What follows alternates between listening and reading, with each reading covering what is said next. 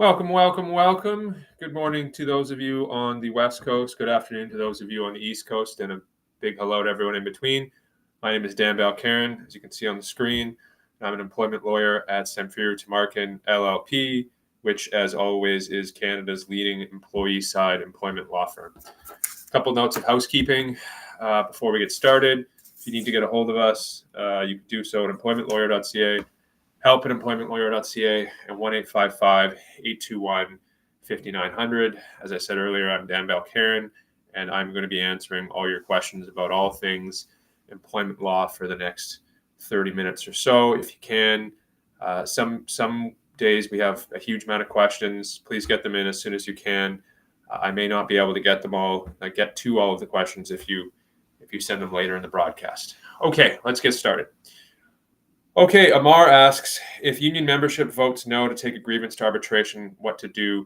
Amar, I can't assist with that. I don't practice union side work, and most likely you'll have to speak to your union representative about that.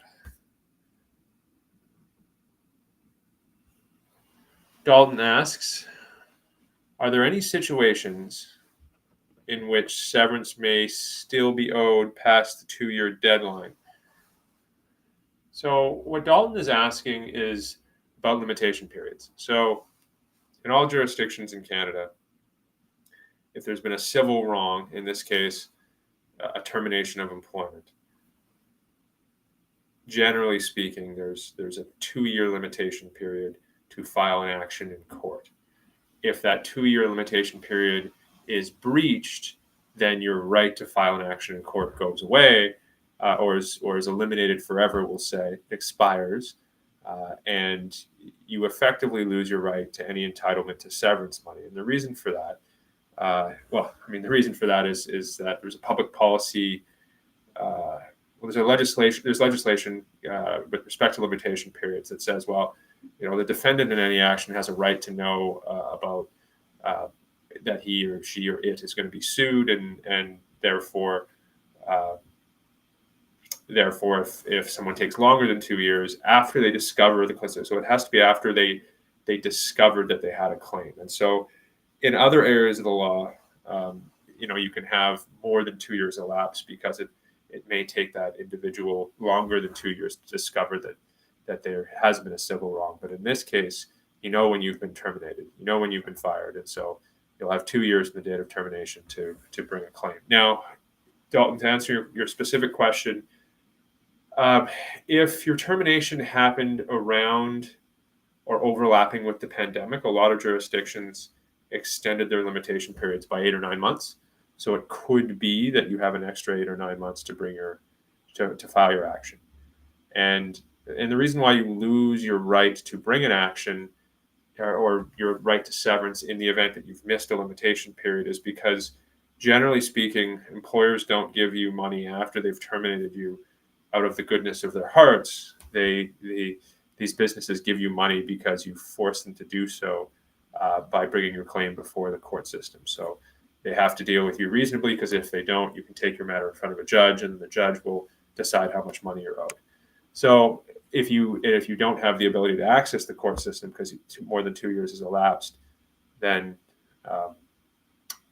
effectively your claim is worth zero. So I hope that answers your question, Dalton. Let me know if it doesn't. Okay, question from Jay.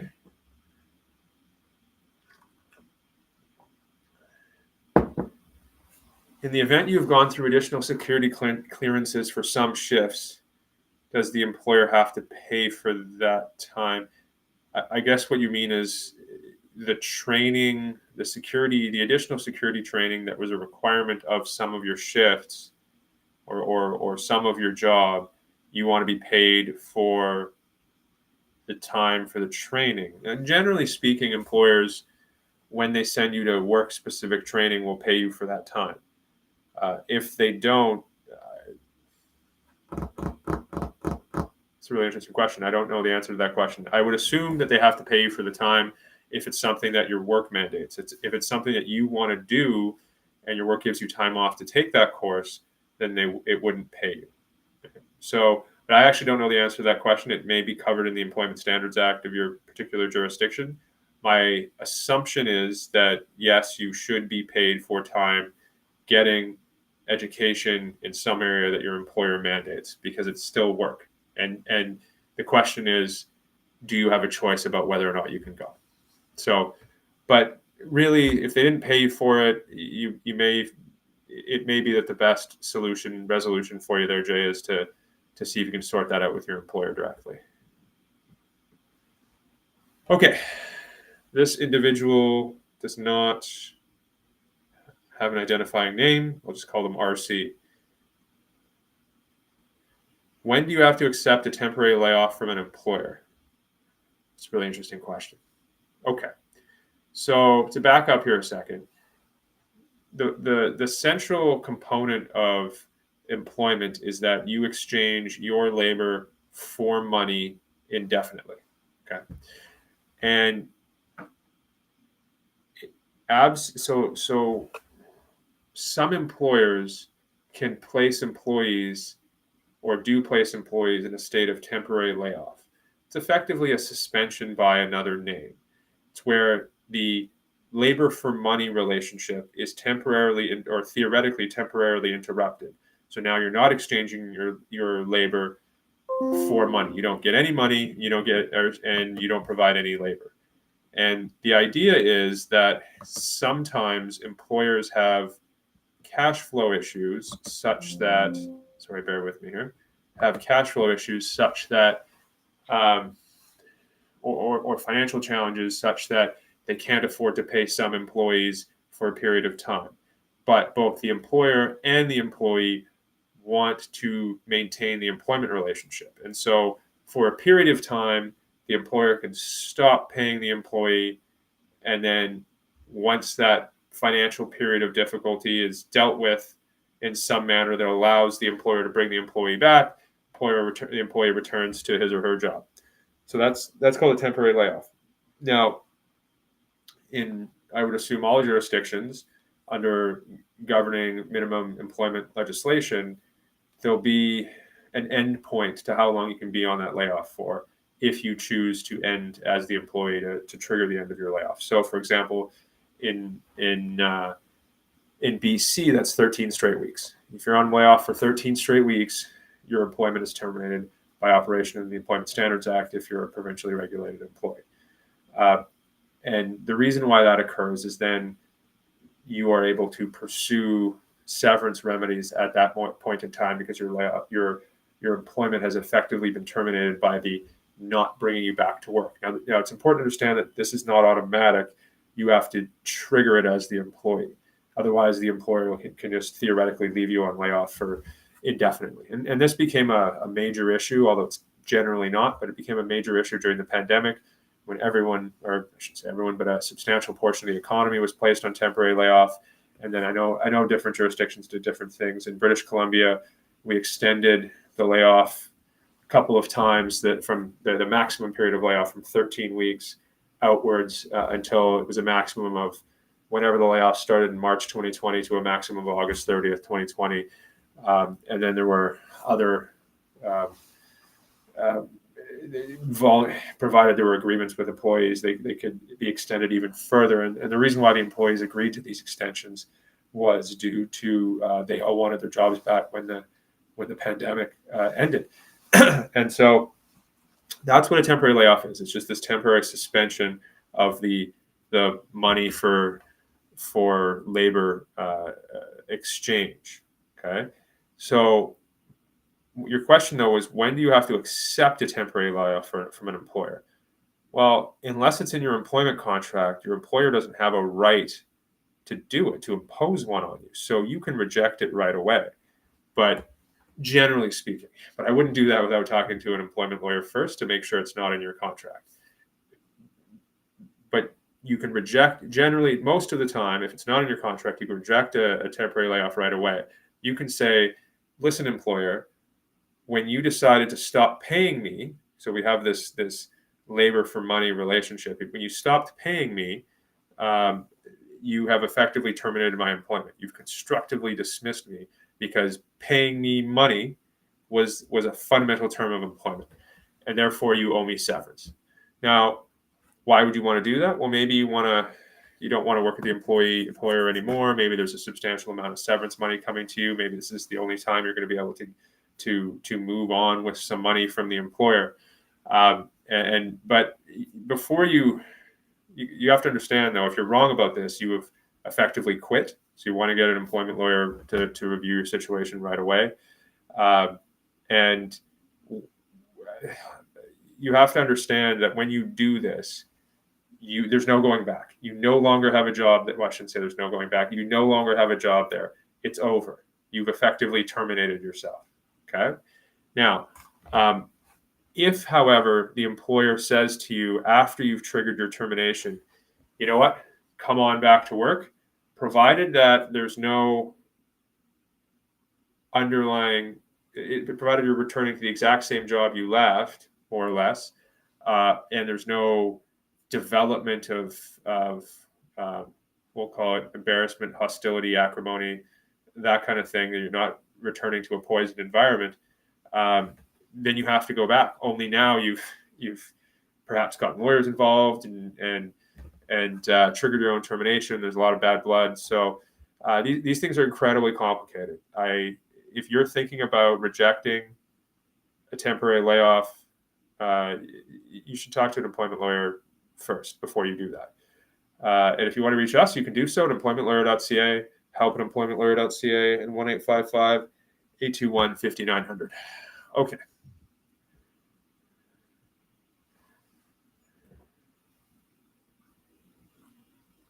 I'm not going to identify this person. I'm going to call them M, just because what they're trying to do here. I want to resign from my job with a little under 2 weeks' notice. Okay. Contract states minimum of 2 weeks. This is the amount of notice. This is the amount of notice considered reasonable given your job role. Will giving them less than 2 weeks' notice cause legal problems? It's an interesting question. I get this one quite a lot. So the short answer is it can, but it's rare. Okay. So if you don't honor the amount of notice required by the contract, you are technically in breach of contract. But where there's a breach of contract, for there to be legal problems, as you said, there has to be some sort of resulting loss. Okay, so you giving 1 week's notice instead of 2 weeks' notice, did it cause a tangible loss to the business? And was that loss reasonably foreseeable by you? And that's a very rare thing. It's generally speaking not going to apply to rank and file employees. If you're someone in the C-suite, you're a chief financial officer, you're working on a big project that requires your eyes on it, and then you give a short amount of notice. Yeah, I mean, and then there's millions of dollars of losses. You could be liable for those losses, particularly if it was plain and obvious that could potentially occur. But if you're a supervisor in a call center, probably not. I can't see that resulting in any tangible loss. However, that doesn't stop from time to time employers who are upset about the lack of notice or that you're leaving or whatever to actually bring a claim against you that you have to defend for not giving sufficient notice. So if you're not some sort of executive senior management employee, short answer is probably not. But if you can give the 2 weeks notice, especially because it's only 2 weeks, it's certainly safer to do so.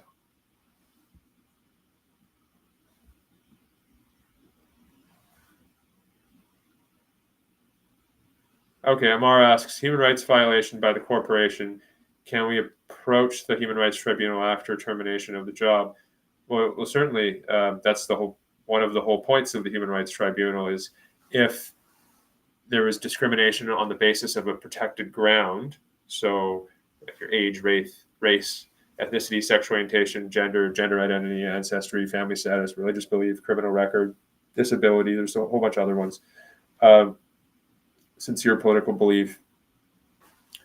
If one of those things played a role in your termination, so if you thought that your ethnicity or there was some evidence that they terminated you or treated you differently because of your ethnicity, for example, absolutely, that's what the Human Rights Tribunal is for. Now, Amar, I don't know if you're the same Amar that sent an earlier message in, but if you are, it may be that you want to have some, well, it seems like at least some of your discussions are with your union representative. And certainly I'll direct you back to that particular individual. Sandy asks, if you are let go while on parental leave, how do you know if it was discrimination, and what can you do if it is? Okay, I'm just going to say, Sandy, by default, it probably is going to be at least somewhat discriminatory. So if you were the only one fired, it's almost certainly going to be discrimination. I mean, there are certain exceptions, but I'll just explain what the law is. If you were terminated, at least in part due to your parental leave, then that's going to be discrimination, and you have a human rights complaint. If you're on maternity leave, let's say, the presumption is discrimination. The employer is going to have to, or even with parental leave, presumption is discrimination. Employer is going to have to prove, no, we let go of we closed down the entire, let's just say you're located in Vancouver. The entire Vancouver office, we closed it, and Sandy just was part of that. And it was unfortunate timing that they were on parental leave, but it had nothing to do with the parental leave. That would be a situation where it would most likely not be discrimination. But if you were the only one let go, the presumption is that it was discriminatory, and probably was. In terms of what you do, well, you have to speak to an employment lawyer to get an assessment of, do you have a common law severance claim for big severance? And I can explain what that is. How much time do we have? I can explain what that is now. And do you have a human rights claim as well? And depending on the jurisdiction, you can lump those together in one action. In BC, for example, you cannot.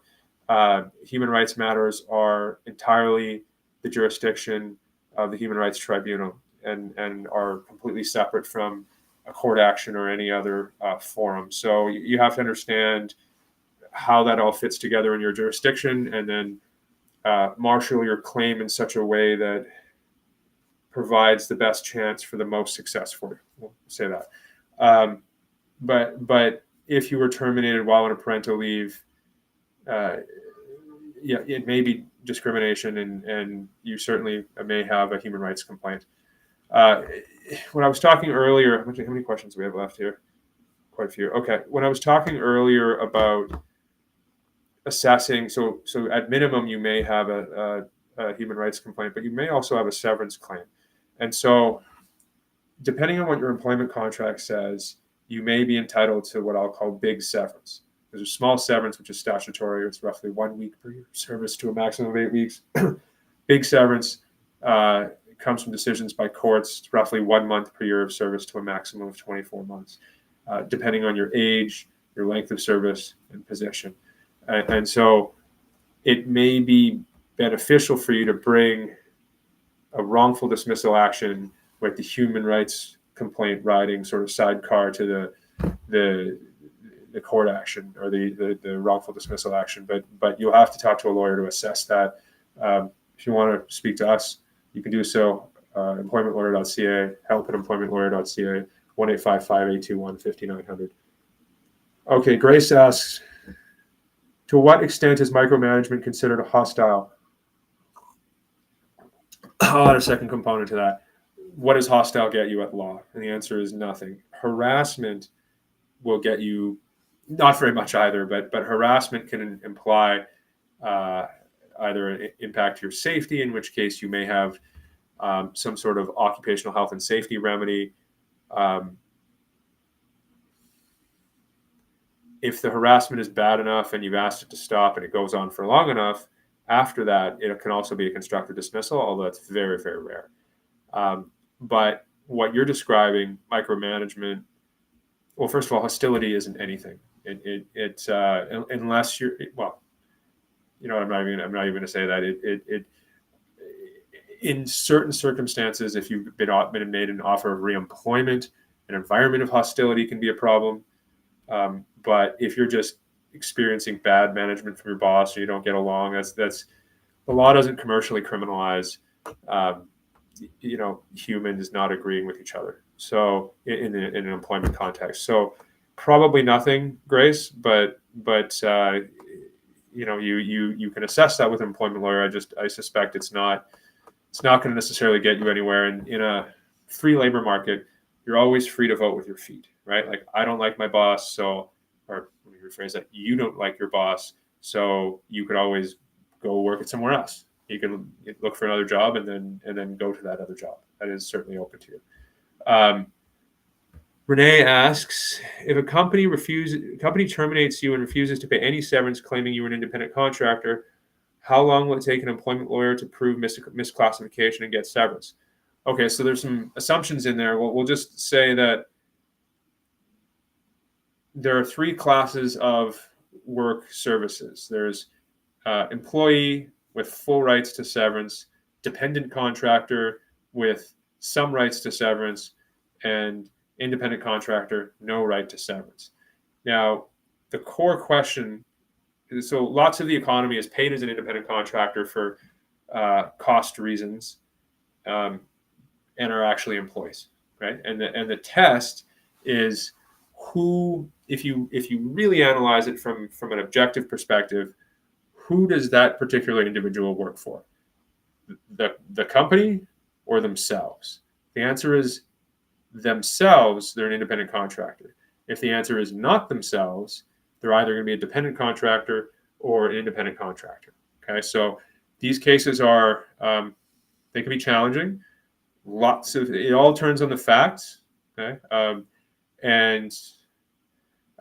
but in terms of time, I mean, it just depends on your jurisdiction, right? And what the backlog is in the courts, and are they willing to cooperate, or are they willing to negotiate, the employer, or not? So, depending on the statistics of your case, it could be that in BC you could get it to a final end date 4 to 5 months sooner if there's negotiation happening.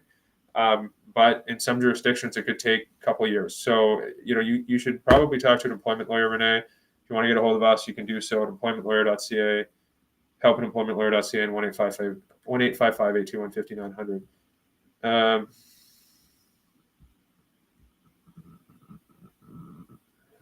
I'm not going to read this person's name.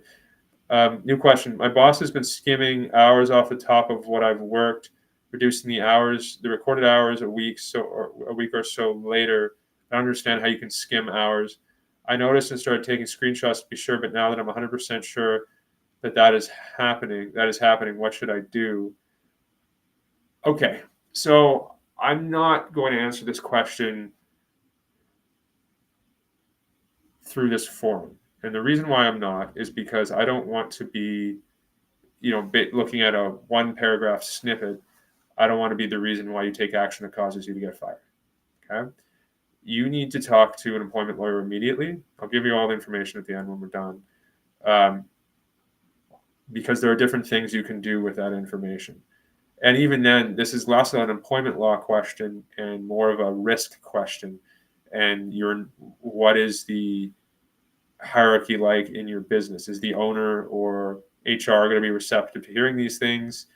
I don't understand how one can skim hours. Like, if he's docking your hours so that it looks like there's lower costs in your division, that's very serious. Some employers would be very, very upset by that. Others might say, hey, this, might have the tacit approval of the business. You don't know, to keep costs down. So I'm not going to answer that question. But I do recommend you talk to an employment lawyer just to tell your whole story and then get some advice. Rishi asks, are you technically still employed while in temporary layoff with benefits continued? I don't know what you mean by employment. The short answer would be yes.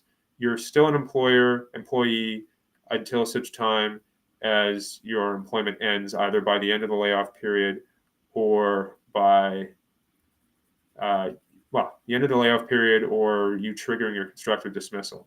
But the fact that you still have benefits certainly implies that there's at least a hope that you'll be coming back. Oh, to Sandy again. I was the only person they let go. I'm very upset about this. I worked there for 5 years with very positive reviews, but once I went on leave, they changed their tune. Yeah, Sandy, they're it's were you on a? You said you're on parental leave. You know, they clearly terminated you because of the leave, so they're going to have some major challenges if you were.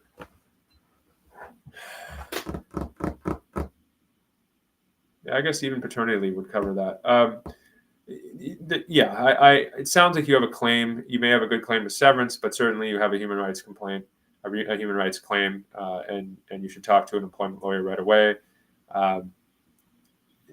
In situations like that where you were let go due to some sort of parental leave, usually the employer is well, actually, I don't want to speculate. I'll just say that they got caught red-handed if you move this thing forward. So I would encourage you to talk to an employment lawyer right away, and I'll give the stats at the very end here, or the information for it at the very end. Grace, is it true some questions are illegal during job interviews, or can they be asked and the job searcher just cannot answer it? Well, yeah, I mean, technically, yes. So the interviewer can't ask you questions that are discriminatory, for example. So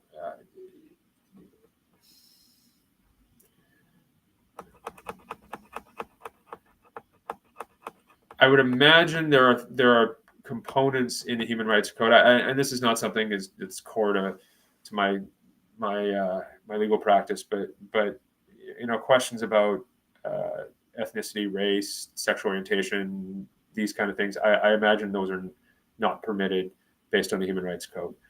What are the consequences if they are? Probably very little. Rishi's back. With the economy worsening, companies are resorting to all the tricks in the book to induce layoffs with the hope of not paying severance. That's an observation. Yeah, I'll just. I mean, I don't know if I agree with that general question, because we're still in a somewhat tight labor market because of the. This is my analysis. The pandemic really caused the baby boomers, who were the biggest chunk of the working pie, to retire in huge numbers, and so that put incredible pressure on the labor market in terms of the amount of not just bodies we have to soak up jobs in the economy, but skilled labor, because baby boomers had been working the longest of the working cohorts, and so they were the ones that the higher ends of a lot of business, of a lot of corporations. So, I don't know if I agree with that generalization, but I'll say that lots of businesses do that. I've encountered one the other week where they know they're not bringing people back. They call it a layoff. It's really just a termination, but they're hoping that during the layoff, right? So you've got a period of time of roughly 3 months and change, and they're hoping, hey, hopefully we can bring you back, but they're hoping that during that period of time, we're not getting any money, that at least some percentage of those employees will find another job. And if that happens, severance liability shrinks, or it could be zero. So yes, I do think that is part of the strategy for some businesses in some situations. But I don't know if that's happening writ large across the economy, though. Anyway, it looks like we're out of time. I will say thank you for all the questions. One last one. Peter asks, if I decide to work for a different company while on short-term disability, is that okay? Well, then you're not disabled from working. So no, I would imagine not. I'm not a disability lawyer, though, so you may want to join. We're going to have a disability session. I don't know if the moderator can if there's one coming up, but we'll have one coming up. There you go. December 5th, disability law Q&A with Alex. Please join us. Thank you, Rishi. Rishi asked where I got the slick haircut. My barber will be very pleased by that question. Join us for employment law Monday, December 2nd. December 5th, by the way, Peter, that's when the disability Q&A session will happen. So please join us for that. Great questions always. I said I'd give you the the contact information one more time for everybody at the end there. So if you want to get a hold of us, you can do so. employmentlawyer.ca, help@employmentlawyer.ca, 1-855-821-5900. Thank you for all your great questions. I wish you a wonderful and safe weekend, and we'll see you all next week. Thanks.